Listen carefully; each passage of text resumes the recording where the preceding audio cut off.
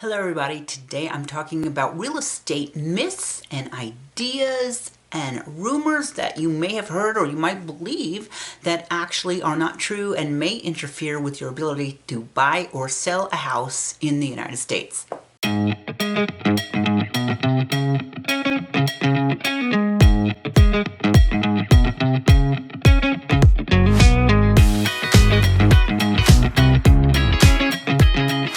My name is Dickenson. The channel is Living in Northern Arizona. I am a realtor in the state of Arizona. So if you ever have a question about buying or selling a home in the state of Arizona, you could go to the description and get my contact information and send me a call, text, or an email, and I will get back to you.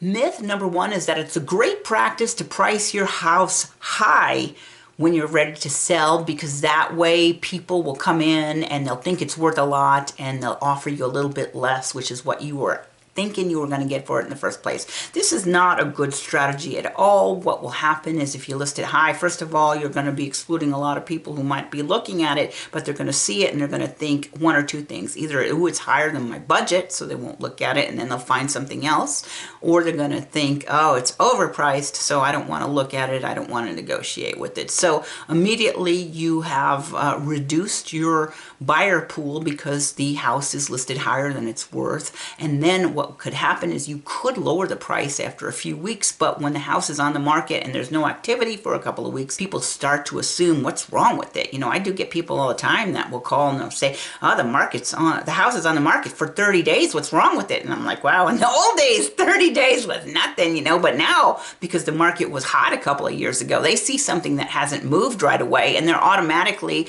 going to assume something is wrong with it, and they could pass it over completely and miss a great opportunity, and you would miss a great opportunity to sell your house early, and then you might have to end up lowering the house price anyhow, and it might take you more time. It might take you 3 to 6 months to sell it, where you could have done it in 30 to 60 days if you had priced it appropriately in the first place.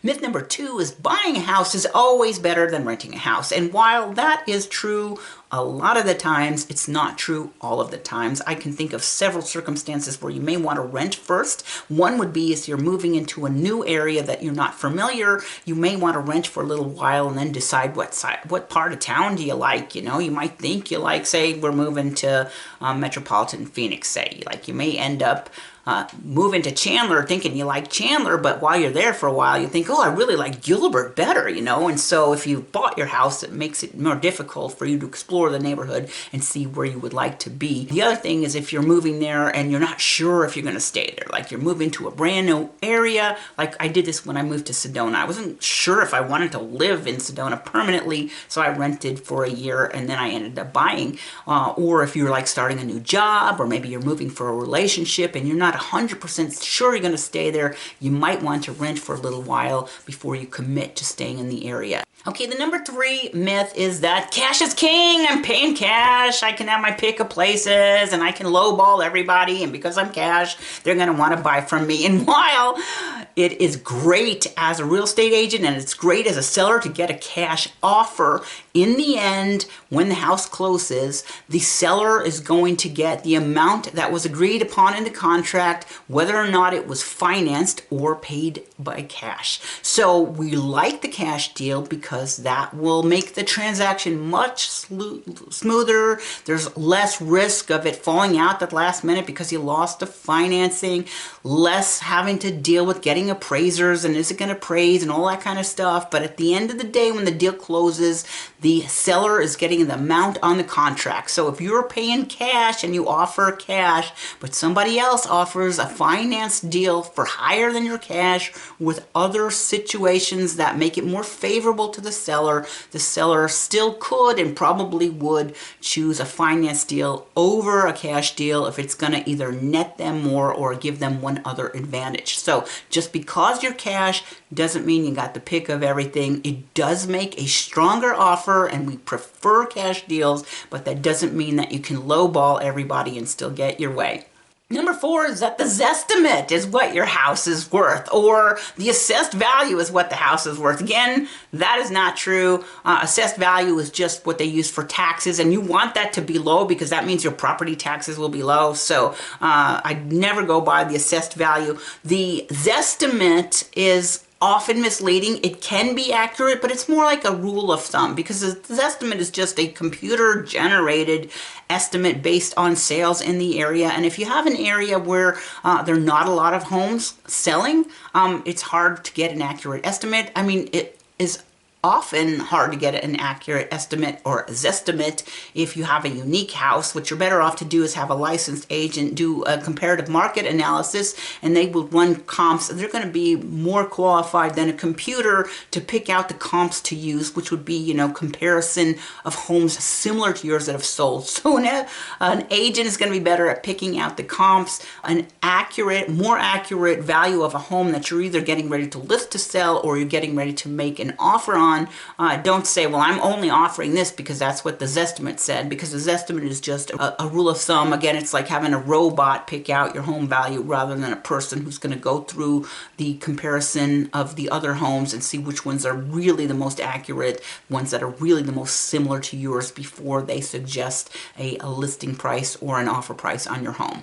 So myth number 5 is that selling a home without a real estate agent is going to save you loads of money. And this is a myth, of course, because sometimes this can happen, and especially if you have a super hot market, but you could still lose money because of the following things. One is that you are not a professional, so it's hard for you, without being an agent and having visibility to all the data of homes that have sold nearby, hard for you to really determine what the house is worth. Then the other thing is that you're not a professional, so you may make a mistake during the transaction, maybe not disclose a fact that was deemed material, and then you could be sued down the road. So definitely being sued is going to cost you more than a listing agent commission. The other thing is the exposure that a listing agent is going to put in on the MLS, and it's going to be marketed to all of the licensed real estate agents in the area. And then finally, you're going to be working on giving the listing exposure to buyer's agents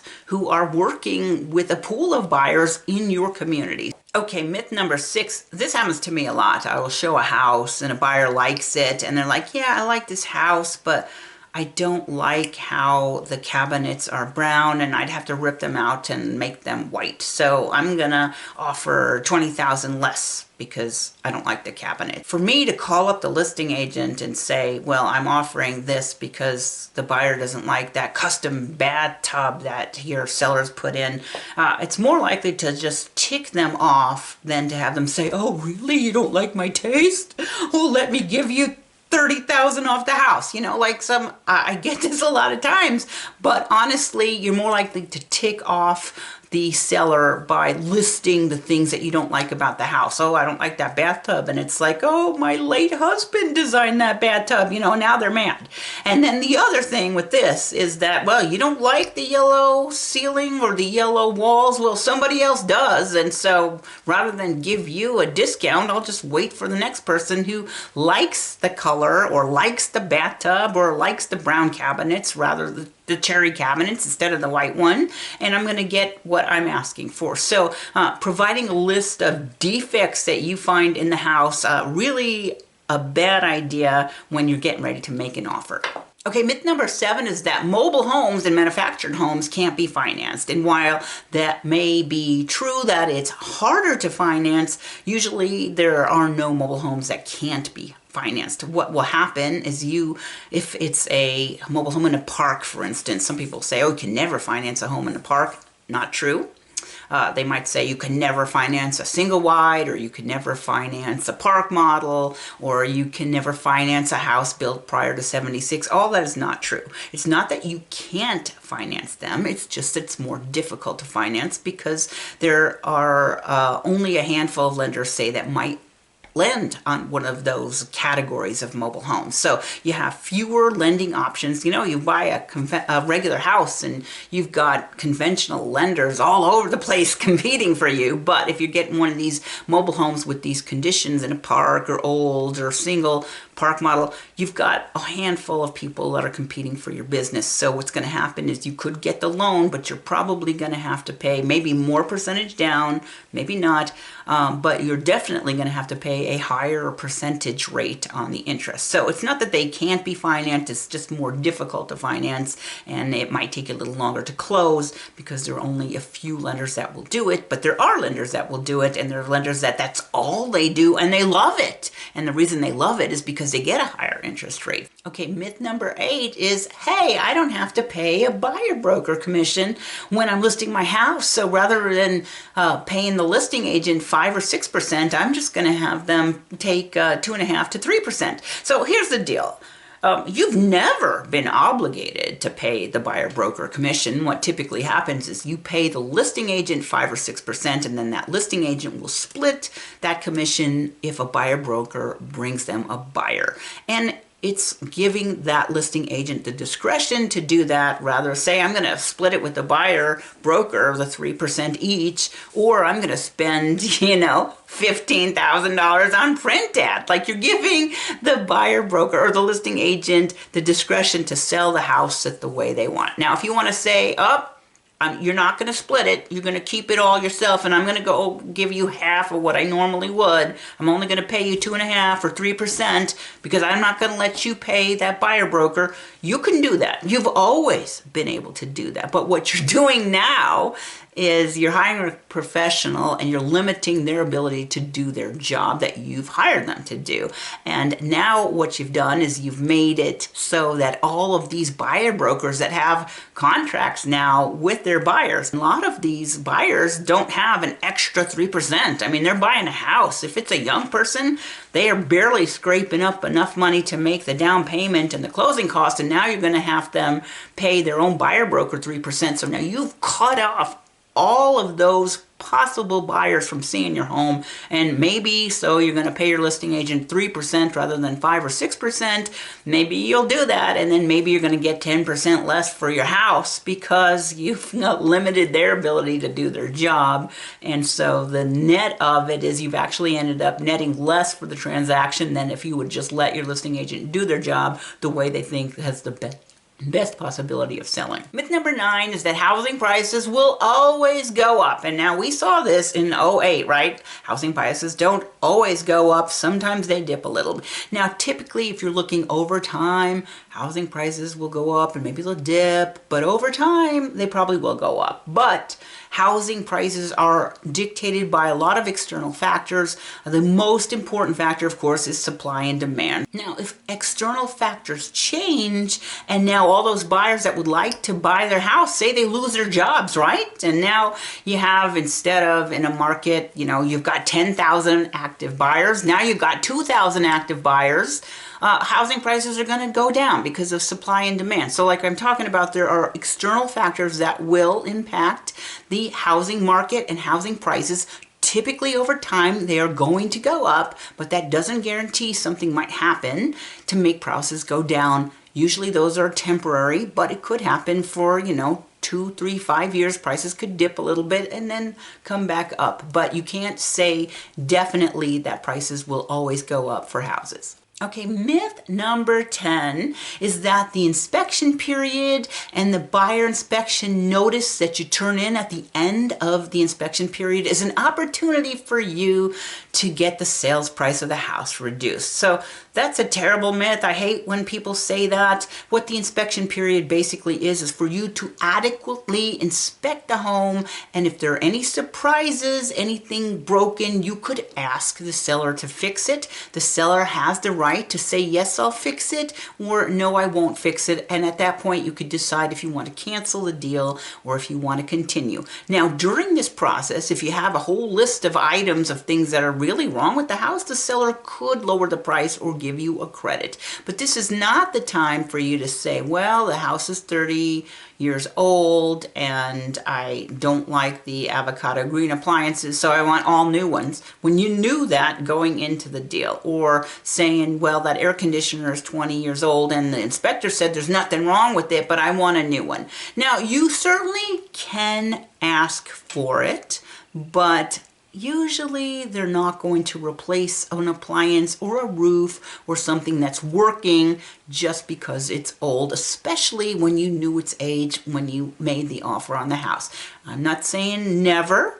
In a buyer's market, it's more likely to happen, but when you're putting an offer on a house, don't go into it thinking, I'm going to put in this offer for $500,000 and then I'm going to get it for $450,000 after the inspection. Some people actually think that's what the inspection period is for you to renegotiate. No, that's not what it's for. It's for you to make sure there's nothing wrong with the house that will make you want to cancel the deal, and if you find little stuff, you can ask the seller to fix it, and they're not obligated to fix it, but you could cancel if they don't. So that's what the inspection period is all about, just to make sure the house is good, it's got good bones, you're not going to move in and have it fall off the foundation, that kind of thing. But the intention of the inspection period is not for you to come in and get another 10% off what you're agreed on in the contract. And the final real estate myth, it's number 11, it's going to be your bonus myth, is that if there is a homicide or a suicide or some kind of death in the house,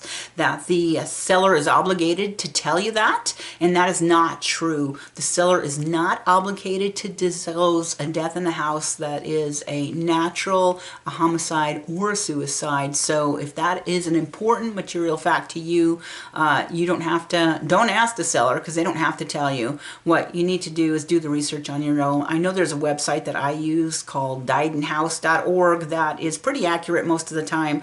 There could be a false negative, but if there's a positive, it's almost always there. I have tested it out before, and I have found deaths in houses that way, but the seller doesn't have to tell you if there was a death in a house. So that's it. That's my list of 10 myths when buying or selling a house, real estate myths in the United States.